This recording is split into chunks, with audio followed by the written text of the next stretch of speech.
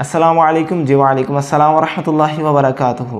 کیا مسجد میں سونے کے لیے یہ شرط ہے کہ چادر وغیرہ بچھا کر سویا جائے؟ رانا ریحان صاحب لاہور سے۔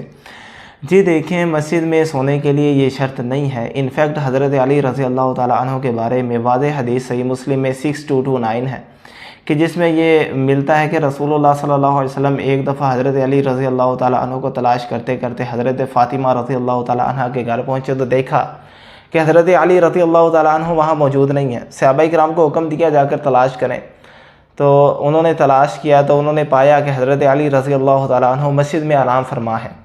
آپ علیہ السلام جب مسجد میں آئے تو آ کر دیکھا حضرت علی رضی اللہ تعالیٰ عنہ لیٹے ہوئے ہیں اور ان کے بدن پر مٹی لگی ہوئی ہے، جس کی وجہ سے آپ علیہ السلام نے کہا قم ابا تراب، اے ابو تراب کھڑے ہو جائیں۔ اس مٹی لگنے کی وجہ سے حضرت علی رضی اللہ تعالیٰ عنہ کو ابو تراب کا لقب ملا۔ اب وہ مٹی لگنے کی صورت ہی یہ تھی کہ وہ بغیر کسی کپڑے کے مسجد میں لیٹے ہوئے تھے۔ تو اس حدیث سے ہمیں یہ معلوم ہوتا ہے کہ مسجد میں لیٹنے کے لیے ایسی کوئی شرط نہیں کہ کپڑا بچھا کر لیٹا جائے۔